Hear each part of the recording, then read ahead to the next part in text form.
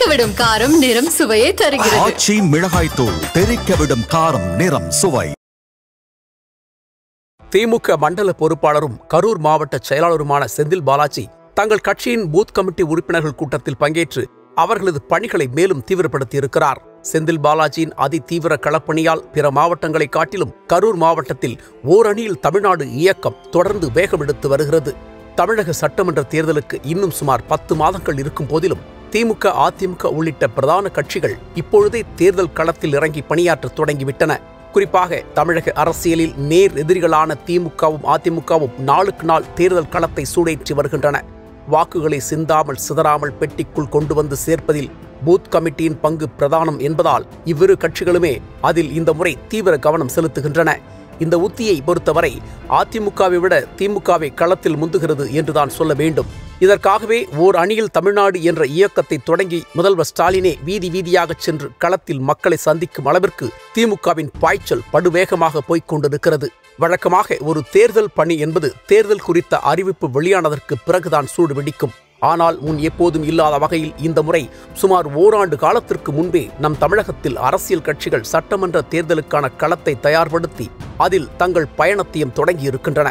ஒருபுறம் அதிமுக பொதுச் செயலாளர் எடப்பாடி பழனிசாமி மக்களை காப்போம், தமிழகத்தை மீட்போம் என்ற பெயரில் தமிழகம் முழுவதற்குமான சுற்றுப்பயணத்தை தொடங்கியிருக்கும் அதே வேளையில் அவருக்கு முன்னதாகவே ஓரணியில் தமிழ்நாடு என்ற இயக்கத்தை தொடங்கி திமுக தலைவரும் தமிழக முதல்வருமான ஸ்டாலின் களப்பணியை முடுக்கிவிட்டிருக்கிறார்.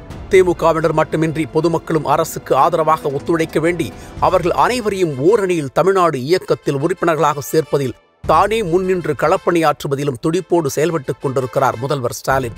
பற்ற வைத்த நெருப்பு காட்டுத்தீயாக பரவுவது போல் அவர் எடுத்து வைத்த முதல் அடி மெல்ல மெல்ல நகர்ந்து தற்போது புலியின் பாய்ச்சலாக வேகமெடுத்திருக்கிறது. தமிழகம் முழுவதும் மாவட்டங்கள் தோறும் திமுக நிர்வாகிகள் பூத் கமிட்டி தொடர்பான பணிகளை மேற்கொள்வதில் மும்முரமாக செயல்பட்டுக் கொண்டிருக்கிறார்கள். ஒரு பூத்திற்கு 1000 வாக்காளர்கள் என்றால் அவர்களில் குறைந்தது 30% பேரை, அதாவது 300 பேரை திமுக உறுப்பினர்களாக இணைக்க வேண்டும் என்பதுதான் ஓரணியில் தமிழ்நாடு இயக்கத்தின் வியூகம். அந்த வகையில் மாவட்டம் தோறும் பூத்துகள் அளவில் திமுகவிற்கு ஆதரவான வாக்காளர்கள் உறுதி செய்யப்பட்டு வருகிறார்கள். இதில் விருதுநகர் மாவட்டம் திருச்சுழி தொகுதி முதலிடத்தில் இருப்பதாகவும் அதற்கு அடுத்த இடத்தில் கரூர் தொகுதி இருப்பதாகவும் திமுக வட்டாரத்தில் இருந்து அதிகாரப்பூர்வ தகவல் வெளியிடப்பட்டிருக்கிறது. இதுபோன்ற பல்வேறு பரபரப்புகளுக்கு மத்தியில்தான் கரூரில் நடைபெற்ற பூத் கமிட்டி தொடர்பான நிகழ்ச்சியில் செந்தில் பாலாஜி பங்கேற்று கட்சி நிர்வாகிகளை ஊக்கப்படுத்தியிருக்கிறார். அவர்களுக்கு புதிய பலத்தையும் கொடுத்திருக்கிறார். தமிழக அளவில் அடுத்த சட்டமன்ற தேர்தலுக்கான பூத் கமிட்டியை முதலில் நடத்தியவர் என்ற பெருமை இதன் மூலம் செந்தில் பாலாஜிக்கு கிடைத்திருக்கிறது. அரசு மக்களுக்கான பல திட்டங்களை தீட்டினாலும் மக்கள் மத்தியில் நல்ல நம்பிக்கையை பெற்றாலும் தேர்தல் நேரத்தில் அதை அப்படியே வாக்குகளாக மாற்றுவதில்தான் ஆளும் கட்சியின் வெற்றி அடங்கியிருக்கிறது. அதற்கான சூத்திரம்தான் பூத் கமிட்டிகளின் செயல்பாடு. அதனால்தான் இந்த முறை திமுக முன்பை காட்டிலும் பூத் கமிட்டி அமைப்பது, அது தொடர்பான கூட்டங்களை நடத்துவது, பூத் கமிட்டி நிர்வாகிகளுக்கு உரிய பயிற்சிகளை அளிப்பது என முனைப்புடன் களமிறங்கி இருக்கிறது. அதற்காகவே ஓரணியில் தமிழ்நாடு என்ற மிகப்பெரிய இயக்கமும் நடத்தப்பட்டு வருகிறது. மாவட்டம் தோறும் பூத் கமிட்டி தொடர்பான பணிகளும் ஆலோசனை கூட்டங்களும் தொடர்ந்து நடத்தப்பட்டு வருகின்றன. ஓரணியில் தமிழ்நாடு என்ற இயக்கம் இதற்கு அடிப்படையாக இருந்து பூத் கமிட்டியின் பணிகளையும் செயல்பாடுகளையும் செம்மைப்படுத்தி வருகிறது. திமுகவில் களப்பணி நாயகனாக சுடர்விட்டு பிரகாசிக்கும் அமைச்சர் செந்தில் பாலாஜி பூத் கமிட்டியின் பல சூட்சுமங்களை தெரிந்து வைத்திருப்பதால் அவர் சார்ந்திருக்கும் கரூர் மாவட்டம் பூத் கமிட்டி பணிகளில் வேகமெடுத்து வெற்றி நடை போட்டுக் கொண்டிருக்கிறது. திமுக சார்பில் வரும் சட்டமன்ற தேர்தலுக்கான முதல் பூத் கமிட்டி மாநாடு என்பதால் துணை முதல்வர் பொறுப்பில் இருக்கும் உதயநிதி ஸ்டாலினே மிகுந்த ஆர்வத்தோடும் முனைப்போடும் இந்த நிகழ்ச்சியில் பங்கேற்றார். கூட்டத்தில் பேசிய அவர் பூத் கமிட்டி பணிகளை பாராட்டும் வகையில் மேடையில் அமர்ந்திருந்த செந்தில் பாலாஜியை புகழ்ந்து தள்ளிவிட்டார். கரூருக்கு எப்ப வந்தாலும் ஒரு புது விதமான உற்சாகம் ஏற்பட்டுவிடும். அது இன்றைக்கு எனக்கு ஏற்பட்டிருக்கிறது.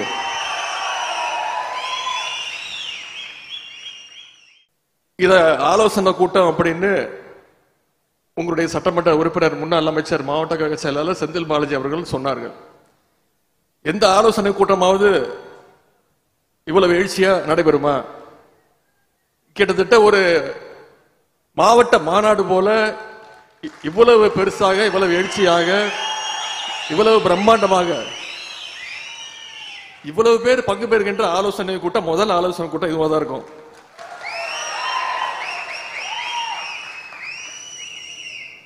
மூன்று நாட்களுக்கு முன்புதான் இந்த நிகழ்ச்சியை ஏற்பாடு செய்யறதுக்கு எங்கிட்ட அனுமதி வாங்கினார். 3 நாட்கள்ல இப்படி ஒரு நிகழ்ச்சியை ஏற்பாடு செய்திருக்கிறார்னா அதுக்கு அவருடைய அவருடைய உழைப்பு உழைப்பு உழைப்பு தான்.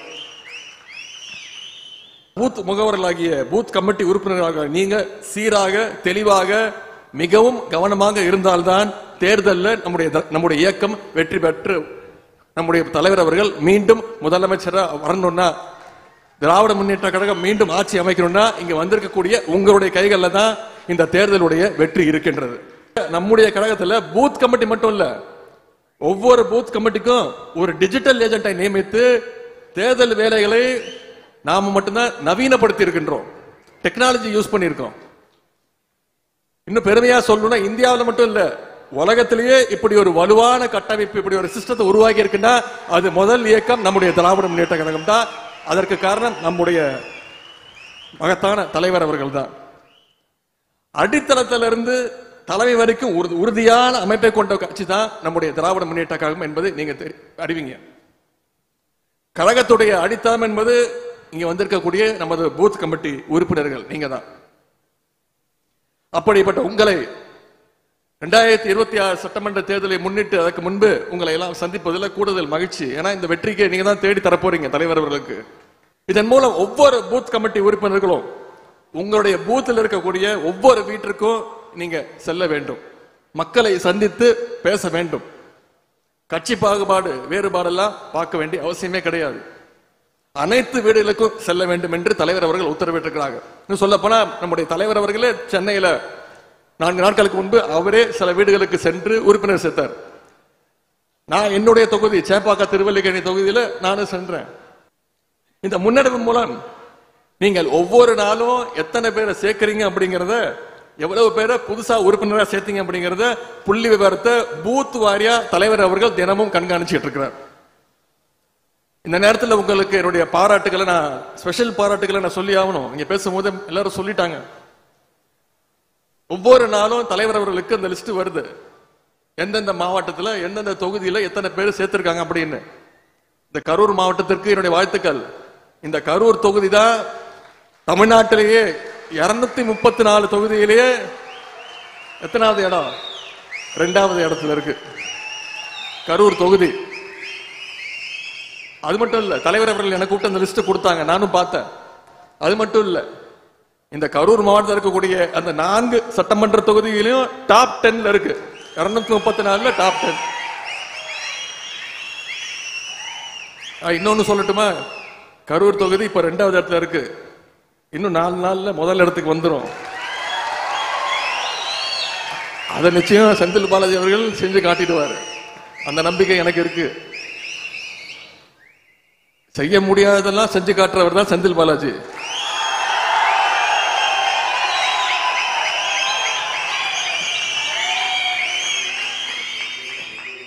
இதே கூட்டத்தில் பங்கேற்று பேசிய செந்தில் பாலாஜி, பூத் கமிட்டி நிர்வாகிகள் தங்களுக்கான முக்கியத்துவத்தை உணர்ந்து அதற்கேற்ப செயல்பட வேண்டும் என பேசினார்.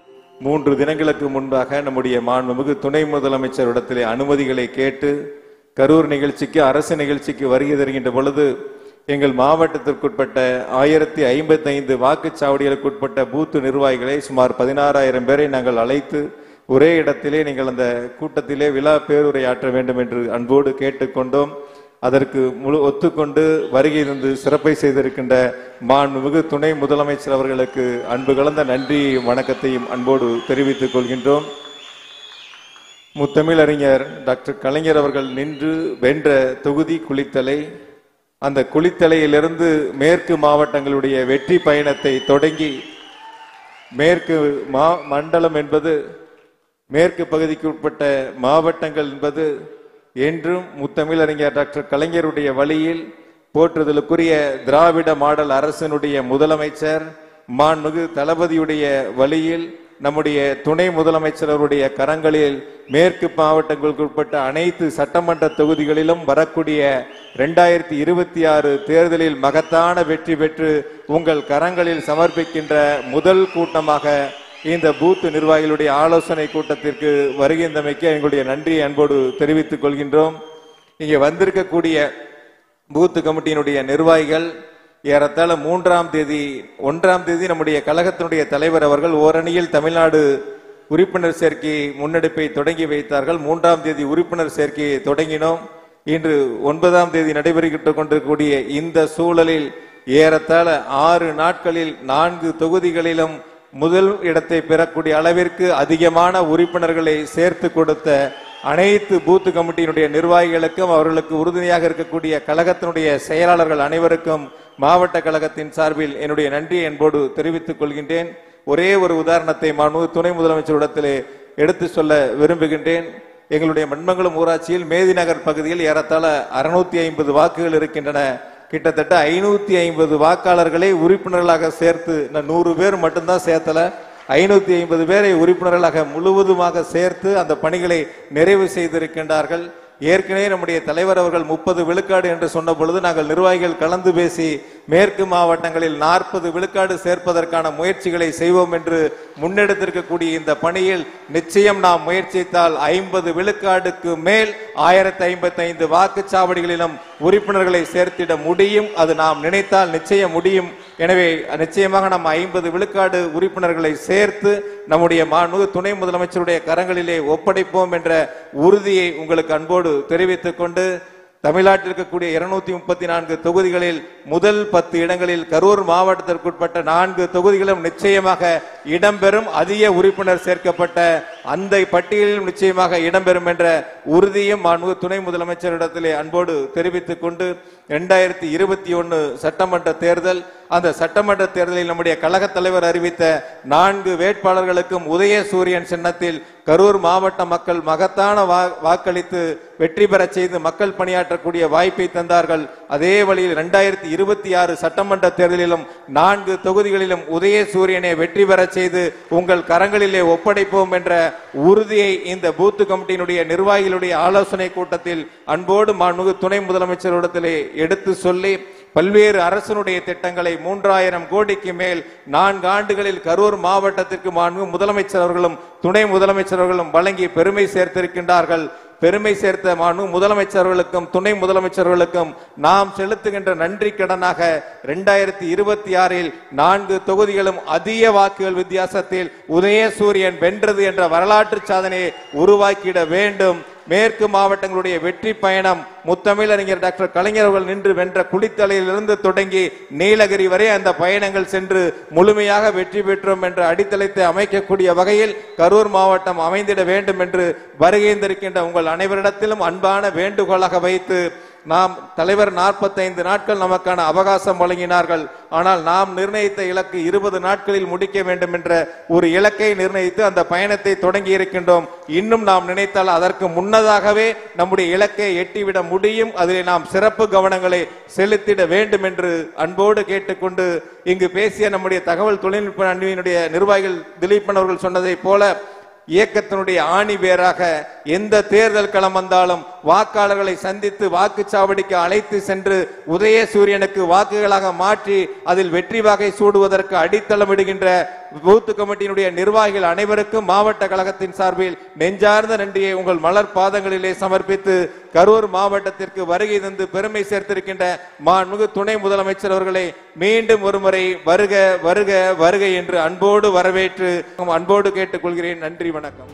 இந்த நிகழ்ச்சியின் முடிவில் பூத் கமிட்டியின் பொறுப்பாளர்கள் மற்றும் நிர்வாகிகள் என அனைவருக்கும் மணக்க அசைவ விருந்து படைத்து அவர்களை உற்சாகப்படுத்தினார் செந்தில் பாலாஜி.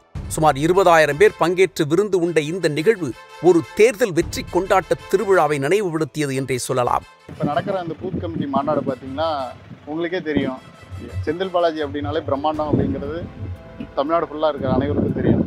இப்போ நம்ம அமைச்சர் பார்த்தீங்கன்னா கரூர் மக்களுக்காக எப்போவுமே சேவை செய்யக்கூடியவர். அதனால் அவரோட அன்புக்காக கரூர் மக்கள் எப்போவுமே அவர் கூட துணை இருப்பாங்க.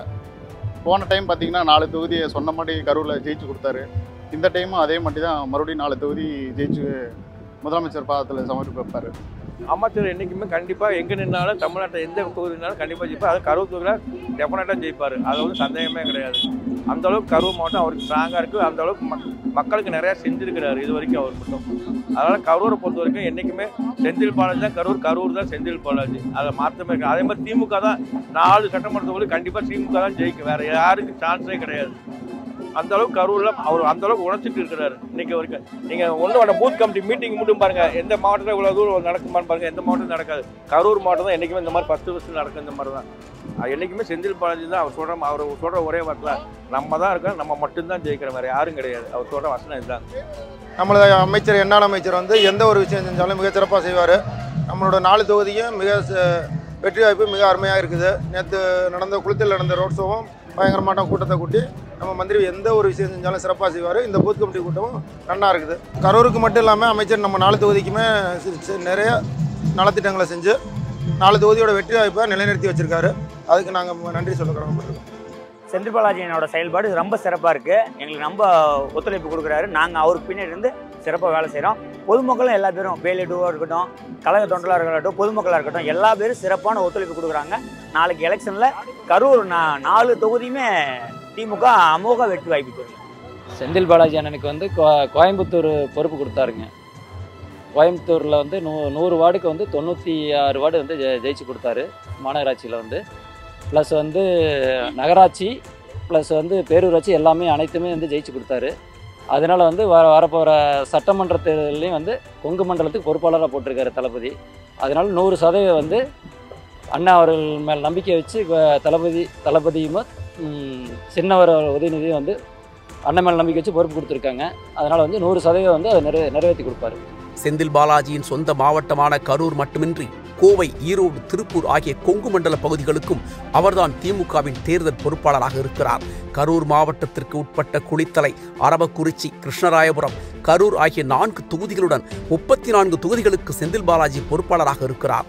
அதனால் இந்த தொகுதிகளிலெல்லாம் அவர் தொடர்ந்து பூத் கமிட்டி தொடர்பான கூட்டங்களை நடத்தி கொண்டிருக்கிறார். கடந்த சட்டமன்ற தேர்தலில் தமிழகம் முழுவதும் திமுக பரவலான வெற்றியை பெற்ற போதிலும் கொங்கு மண்டலத்தில் மட்டும் சரிவை சந்தித்தது.